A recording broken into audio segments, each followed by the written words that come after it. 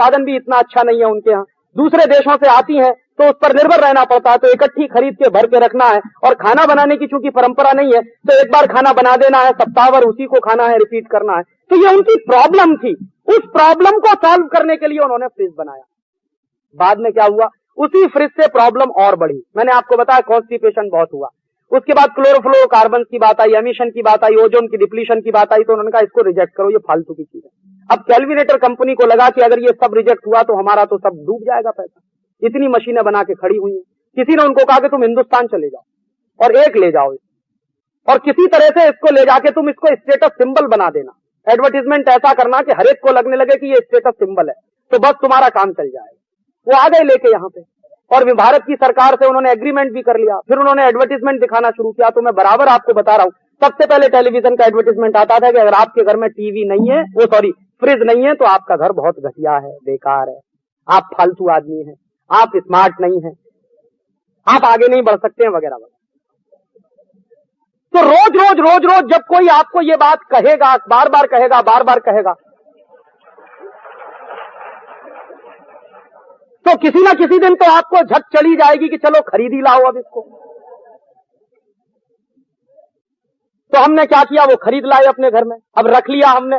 अब ले तो आए, लेकिन करें क्या उसका, क्योंकि टेक्नोलॉजी वो हमारी नहीं है, वो विदेशी है। अब उसका करें क्या, तो खाली रखा है, तो पड़ोसी आएगा तो कहेगा अरे खाली फ्रिज रखा, तो बेइज्जती हो जाएगी पड़ोसी के सामने। तो अच्छा चलो ऐसा करो कि सब्जी ले आओ फिर। अब हम जानते हैं कि रोज ताजी सब्जी मिलती है, सवेरे भी मिलती है, शाम को भी मिलती है, लेकिन क्योंकि पड़ोसी को दिखाना है कि हमारा फ्रिज खाली नहीं है, तो 10-12 दिन की इकट्ठी खरीद लाए, भर दिया उसमें।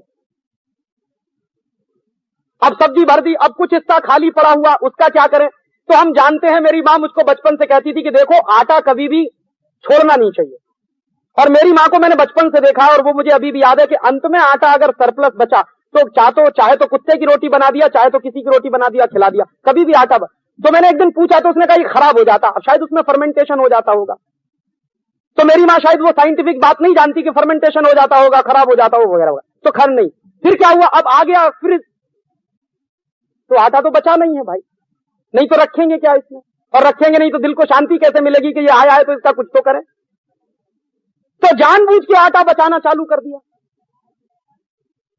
अब आटा बचाना चालू कर दिया, अब उसमें कुछ और भी रखना, तो सब्जी ज्यादा बनाना शुरू किया ताकि शाम को गर्म करके खाएं, फिर दाल ज्यादा बनाना शुरू कर दिया ताकि शाम को भी काम में आ जाए। अब भर भर के रखना शुरू कर दिया। फिर एक पोर्शन ऐसा भी था, उसका क्या करें, तो यूरोप की नकल करके उसमें पानी की बोतल भर के रखना शुरू कर दिया। अब ये सब आ गया। देखिए क्या होता है, टेक्नोलॉजी के बारे में हम ये मानते हैं कि वो हमारे जीवन को सुधारने के लिए होती है और हमारी एफिशिएंसी बढ़ाने के लिए होती है, और ये एक ऐसी टेक्नोलॉजी आई जिसने आपको चक्कर की तरह से घुमाना चालू कर दिया। सच्चाई ये है कि फ्रिज को आप नहीं चलाते, फ्रिज आपको चलाता। और कैसे चलाता है कि जबरदस्ती पानी भर के रख दिया, अब मेहमान आया, कहेगा जरा प्यास लगी है, तो बोतल निकाल के मेहमान के सामने रख दी। क्यों रखी भाई बोतल, गिलास में रख के क्यों नहीं ले गया? इसलिए कि मेहमान को पता चले कि घर में फ्रिज है। अगर गिलास में भर के ले जाएंगे तो पता चला माटले का है, ये मान लेगा वो, तो इसलिए बोतल साथ में ले जाके रख दिया उसके सामने। और लोगों ने भी मान लिया कि बोतल से पानी पीना बड़ी स्मार्टनेस की बात, और प्लास्टिक की बोतल हो तो और भी स्मार्टनेस। तो एक घन चक्कर चालू हो गया है इस देश में, और वो घन चक्कर घर घर में गली गली में फैल गया। अब उसमें से एक दूसरा चक्कर और शुरू हो गया कि मेरे पड़ोसी के घर में तो मेरे घर में क्यों नहीं। सारा भारत इसी में बर्बाद हो गया। किसमें बर्बाद हुआ कि भला उसकी कमीज मेरी कमीज से सफेद कैसे, डूब गए इसी में सबसे।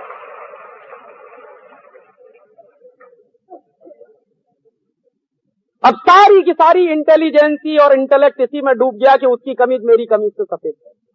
माने उसके घर में फ्रिज तो मेरे घर में क्यों नहीं, उसके घर में टीवी तो मेरे घर में क्यों नहीं, उसके घर में मारुति तो मेरे घर में क्यों। तो हुआ क्या, टेक्नोलॉजी आपकी जरूरत के लिए नहीं है, टेक्नोलॉजी ने आपको अपने लिए तैयार कर लिया। माने जो टेक्नोलॉजी आप इस्तेमाल कर रहे हैं उसमें आपकी जरूरत की कितनी टेक्नोलॉजी है, इस पर अगर आप कभी गंभीरता से विचार करेंगे तो आपको लगेगा कि घन चक्कर तो आप बने हुए हैं, टेक्नोलॉजी आपको चला रही है, आप टेक्नोलॉजी को नहीं चला रहे। मुश्किल हमारी ये है। तो इसलिए मैं कहना यह चाहता हूं कि हो सकता है रेफ्रिजरेटर उनके देश में कोई बड़ी टेक्नोलॉजी हो, मेरे लिए नहीं हो। तो आप कहेंगे फिर मेरे लिए क्या होगा, तो हम कुछ ऐसा क्यों नहीं कर सकते कि हम टेलीविजन से एक कदम आगे की कोई चीज बनाएं। इस गंभीरता को समझिए। थ्योरी तो एक ही है, हाइपोथेसिस तो एक ही है।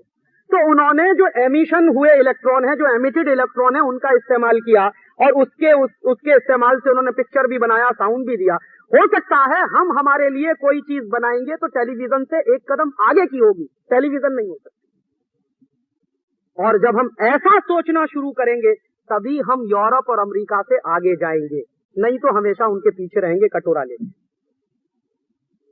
और ऐसे फिर हर चीज के बारे में सोचना पड़ेगा। और सोचने के लिए फिर एक बेसिक आइडिया यही होना पड़ेगा कि अगर अमेरिका में कोई टेक्नोलॉजी आई है, जैसे उदाहरण आज का दे दूं ताजा ताजा, पेजर या ये जो सेलुलर फोन।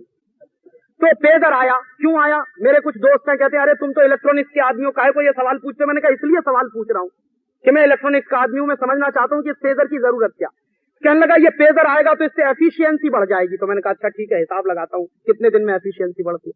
3 साल से पेजर चल रहा, और 3 साल से जब से पेजर आया है तभी से हिंदुस्तान का सत्यानाश सबसे ज्यादा हो रहा। प्रोडक्शन इस देश का सबसे कम इसी साल है। तो कैसे मानूं कि पेजर के आने से एफिशिएंसी बढ़ी है? अगर पेजर के आने से एफिशिएंसी बढ़ी तो इस साल इस देश में जो मंदी आई है वो नहीं होनी चाहिए थी। प्रोडक्शन इस देश का पिछले साल से आधा भी नहीं रह गया है इस साल, और 3 साल पहले जो प्रोडक्शन था उसकी तो हम कल्पना नहीं कर सकते। तो पेजर आया जरूर, लेकिन इस्तेमाल हो रहा है एफिशिएंसी बढ़ाने में नहीं, बेवकूफी के कामों में। मेरा एक दोस्त है, मैं आपको मेरा उदाहरण दे रहा हूं, बंबई में रहता, बड़ा भारी एक्सपोर्ट का बिजनेस है उसका, 400-500 करोड़ का बिजनेस है, डायमंड एक्सपोर्ट करता। उसने पेजर लिया सबसे पहले बंबई में। वो शायद पहला ग्राहक है जो बंबई में पेजर उसने लिया। तो मैंने कहा कि काय को फालतू ले लिया? उसने कहा देख मेरी एफिशिएंसी बढ़ जाएगी इससे। अच्छा, मैंने कहा ठीक है, देखते हैं क्या एफिशिएंसी बढ़। अब की बार मैं गया तो उसके पेजर पे एक दिन बैठा हुआ था, उसके ऑफिस में टन टन टन टन मैसेज आना चालू हो गया। तो मैंने कहा दिखा जरा क्या मैसेज आ रहा, देखे तेरी एफिशिएंसी बढ़ रही है। तो मैंने मैसेज पढ़ना शुरू किया तो उसकी बीवी का मैसेज था कि शाम को आना तो आलू ले आना।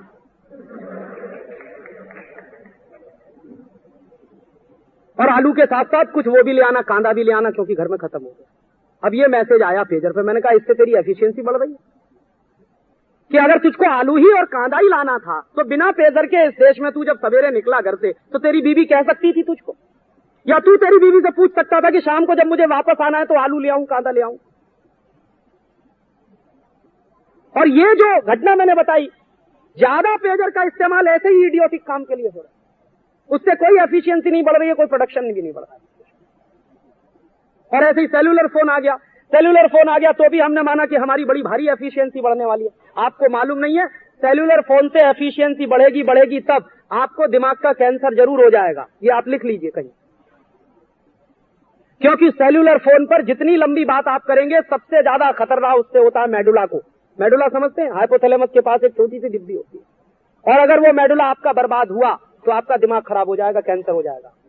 और फ्रांस में और जर्मनी में रिसर्चेज हैं जो बता रहे हैं कि जिन्होंने सबसे ज्यादा सेलुलर फोन इस्तेमाल किया, मेडुला उन्हीं के सबसे ज्यादा खराब होते हैं, क्योंकि जिस फ्रीक्वेंसी पे बीट्स होते हैं, जो इलेक्ट्रोमैग्नेटिक वेव्स उसमें से एमिट हो रहे हैं, वो इलेक्ट्रोमैग्नेटिक वेव्स सबसे ज्यादा असर डालते हैं आपके मेडुला पर। तो फ्रांस में और जर्मनी में जब देखना शुरू किया उन्होंने कि इससे मेडुला पर असर पड़ रहा है और इससे हेल्थ पे असर पड़ रहा है, तो उन्होंने कहा ये फालतू की चीज है, इसको भगाओ। और भगाओ तो कहां ले जाए? तो हिंदुस्तान डंपिंग ग्राउंड है, ले आए यहाँ पे, पटक दिया यहाँ लाके, और वो ले लेके घूम रहे हैं, स्टेटस सिंबल बना हुआ है। क्या करते हैं? पीक टाइम में एक कॉल करो तो 16 रुपए का खर्चा। अरे इससे अच्छा तो अपना टेलीफोन है, 2.25 रुपए में एक कॉल पे बात कर सकते हैं। तो पैसा भी बर्बाद कर रहे हैं आप अपनी इकोनॉमी का, नेशनल एक्सचेकर का पैसा डूब रहा है, और एक ऐसी टेक्नोलॉजी आप ले आए हैं जिसको आप क्या करें आपको खुद नहीं मालूम है। जबरदस्ती का एक स्टेटस सिंबल बना के आप घूम रहे हैं, और ये एक ऐसा हेडेक हो गया है कि हर समय आपके पास फोन तो हर समय टेंशन। ये आप लिख लीजिए, कम से कम यात्रा के समय आपके पास फोन नहीं है तो आप टेंशन लेस हो सकते हैं, लेकिन यात्रा में भी फोन है, पीप पीप पीप पीप चालू हो गया तो पता नहीं कौन सी बात है, चलो सुनो भाई उसको। तो सुन रहे हैं, कार चला रहे हैं और दे मारी, हो गया एक्सीडेंट। आपको मालूम है अमेरिका में कार चलाते चलाते फोन पर बात नहीं कर सकते आप सेलुलर पे, और देख लिया किसी ने तो झट से फाइन करेगा $100 का, अंदर कर देगा आपको। क्यों? क्योंकि अमेरिका में और यूरोप में सेलुलर फोन पर कार चलाते हुए बात करने में सबसे ज्यादा रोड एक्सीडेंट होते हैं। जरा सा भी दिमाग इधर से उधर हुआ कि एक्सीडेंट होने के चांसेस होते हैं। तो मैं कहना यह चाहता हूं कि जो कुछ टेक्नोलॉजी बाहर से आई है वो सब हमारे काम की है, ये बिल्कुल जरूरी नहीं है। हमको उस टेक्नोलॉजी को अपने देश की जरूरत और अपने देश की प्रायोरिटीज के हिसाब से देखने की कोशिश करनी चाहिए। तो आप तो टेक्नोलॉजी के लोग हैं और टेक्नोलॉजी के काम को आगे बढ़ाने की कोशिश में लगे हुए लोग हैं और शायद आप आगे लगेंगे भी इसी दिशा में। तो मेरी सिर्फ आपसे एक ही अपील है और निवेदन है कि पहला तो आप कभी भी इस देश को छोड़कर जाने का ख्याल आपके दिमाग में आए तो पहले भुगतान करिएगा जो पढ़ाई पर आपके खर्च हुआ, उसके बाद बाहर जाइए। देश की सरकार ने जो आपको पढ़ाने में खर्च किया है, जो सब्सिडी आपको दी गई है, पहले उसका भुगतान कर दीजिए, उसके बाद बाहर जाने की बात सोचिए। क्योंकि अगर इस देश के खून पसीने की कमाई के पैसे से आप इंजीनियर बने हैं तो आपको इस देश में सर्विस देनी ही होगी। ये देश कोई बाहर के लोगों से सर्विस नहीं लेगा, आपको ही देनी होगी। और इसके लिए अगर जरूरत पड़े तो ये राष्ट्र क्या है और राष्ट्रीयता क्या है उसको भी समझने की कोशिश करिए। दुर्भाग्य ये है कि हमारे एजुकेशन सिस्टम में ऐसी कोई चीज नहीं है जो हमको राष्ट्रीयता सिखा सके, राष्ट्र का सम्मान सिखा सके। और तीसरी बात, जब भी आप बाहर जाने की सोचें तो ख्याल इतना रखिए कि भारत का 15 से 20 अरब डॉलर का हर साल का नुकसान है, ये हम करें। और ऐसी क्राइसिस जब इस देश में हो कि एक एक डॉलर के लिए, एक एक पैसे के लिए इस समय मारामारी चल रही है इस देश में और हर साल हमारा अरबों डॉलर इसमें बर्बाद हो जाए, तो ये कोई इंटेलिजेंट बात नहीं। और चौथी बात, कभी भी बाहर से आई हुई टेक्नोलॉजी आपके बहुत काम की है, इसको अंधभक्ति में मत लाइए। उस टेक्नोलॉजी का आपके यहाँ के जीवन में, भारत के जीवन में, यहाँ की परिस्थितियों के अनुसार कितना इस्तेमाल हो सकता है उसका ध्यान रखिए। और एक आखिरी बात और, कि जब ये टेक्नोलॉजी की बात चल रही है तो मैं एक और बात आपसे कहना चाहता हूं कि हम लोगों के जीवन में एक हिस्सा तो है वो हाई टेक वाला है, इंटरमीडिएट टेक्नोलॉजी वाला है, एक और हिस्सा हमारे जीवन का जो जीरो टेक्नोलॉजी वाला है। और मेरा आपसे एक आखिरी निवेदन है कि इस देश को बाहर के देशों की जीरो टेक्नोलॉजी की कोई जरूरत नहीं है। अगर हमको जरूरत है शायद कहीं हाई टेक में, तो मैं आपको एक जानकारी और दे दूं कि हाईटेक के एरिया में कोई भी देश हमको टेक्नोलॉजी देने नहीं आ रहा। हमारे देश में जितनी हाईटेक की जरूरत है वो सब हम तैयार कर रहे हैं। जैसे उदाहरण के लिए हमारे देश में एक जमाना था कि मिसाइल बनाने की टेक्नोलॉजी नहीं, और आज इस देश में 250 किलोमीटर से लेकर 5000 किलोमीटर की मार करने वाली मिसाइल्स हैं, वो सब की सब इंडिजिनस टेक्नोलॉजी से बनी है, हमारे ही वैज्ञानिकों ने बनाई, कोई विदेशी आके नहीं दे गया हमको। इसी तरह से एक जमाना था कि हमारे पास सुपर कंप्यूटर नहीं था, और आज हम गर्व से कह सकते हैं कि हमारे पास 12 से ज्यादा सुपर कंप्यूटर है जो 100% इंडिजिनस है, और वो अमेरिकन कंप्यूटर से किसी भी तुलना में कम नहीं है। और अभी तो दुनिया के ऑर्डर्स मिलने की तैयारी हो रही है कि इतना सस्ता सुपर कंप्यूटर भारत ने बना लिया, कोई कल्पना भी नहीं कर सकता। ऐसे ही मैं आपको बता दूं कि कभी जाइए, मौका मिले तो DRDO के जहां रिसर्च प्रोजेक्ट चलते हैं, डिफेंस रिसर्च डेवलपमेंट ऑर्गेनाइजेशन के, हिंदुस्तान का बेस्ट ब्रेन वहां पर काम करता है, और वो सब के सब रात दिन इंडिजिनस टेक्नोलॉजी के डेवलपमेंट में लगे हुए हैं। कोई विदेशी कंपनी वहां नहीं आती टेक्नोलॉजी देने के लिए। और एक जानकारी और दे दूं, अभी पिछले कुछ दिनों में भारत में जो इलेक्ट्रॉनिक्स इंडस्ट्री का डेवलपमेंट हुआ था वो बिना किसी की कंपनी की मदद के हुआ था। आपकी जानकारी के लिए बता दूं कि 1977 में इस देश में एक सरकार बनी थी मुरारजी भाई देसाई की।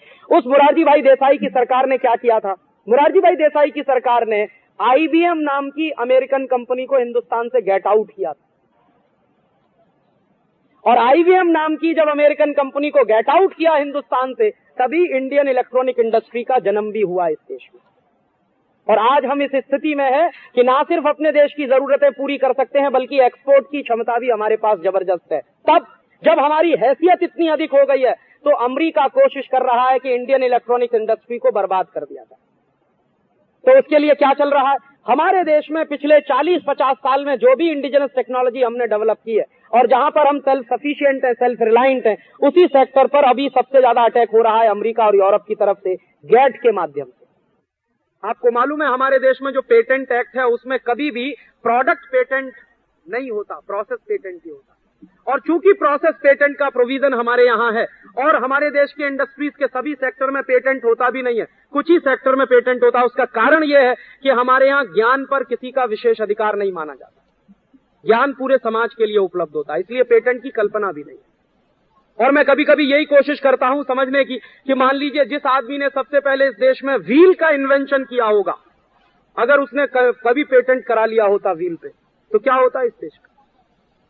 हम तो रुक गए होते वहीं के वहीं। इसलिए भारत में कभी भी ये कल्पना नहीं होती कि ज्ञान पर किसी का विशेष अधिकार होता है। ज्ञान समाज के लिए उपलब्ध होता है, सर्व सामान्य के लिए उपलब्ध होता है। लेकिन अमेरिका और यूरोप की तरफ से इस समय भयंकर प्रेशर है।